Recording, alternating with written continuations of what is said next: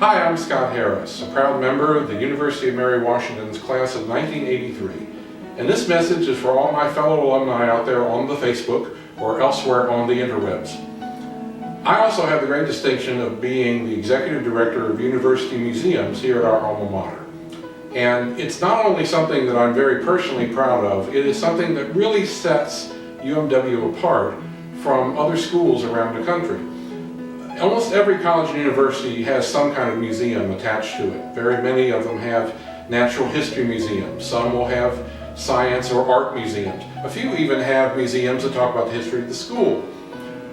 Our museums at UMW don't do any of that, but they do have messages that have national significance to American history and culture, and we are extremely fortunate that we are the stewards of these legacies. I'm talking, of course, about the James Monroe Museum and the Gari Melchers home and studio. As you approach Mary Washington Giving Day on March 20th, I hope you'll think about what you might be able to do to help support the missions of these fine museums. I know I'm biased, but I really think that James Monroe is a rock star of our early national history. He fought in the Revolutionary War, took a bullet at the Battle of Trenton that stayed in his body for the rest of his life. But he also came away from that experience with principles that guided the rest of his career. A career that included more public service jobs than anyone who's ever been elected President of the United States.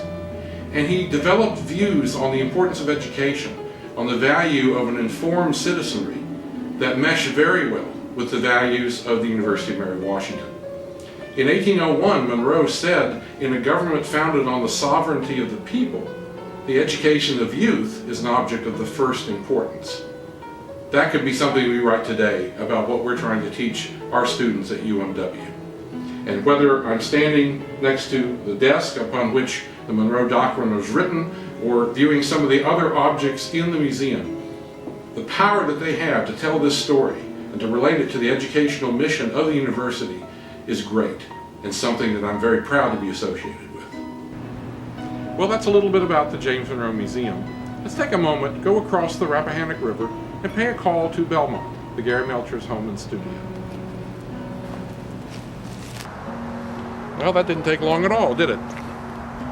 We have a different story to tell here at Belmont, the home of the artist Gari Melchers. James Monroe was a Virginian by birth and by heritage. Gari Melchers and his wife Corinne became Virginians by choice.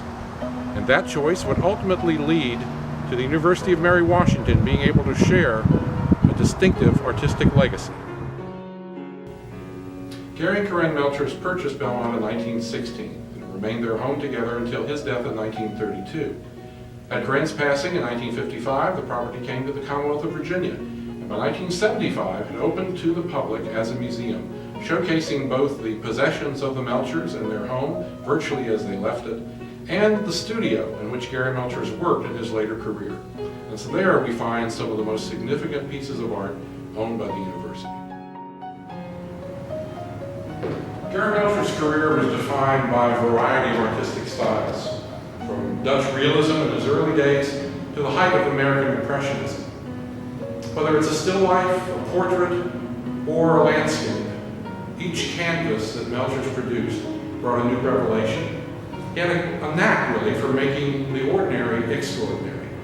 And the University of Mary Washington is fortunate to have thousands of Melchers' works, the largest collection of his paintings anywhere. That legacy, along with that of the James Monroe Museum, is what comprises the University Museums here at UMW. And we hope that on Giving Day, you'll have a chance to show your support and help us carry on with the work to bring these two legacies, those of James Monroe and Gari Melchers, to the world.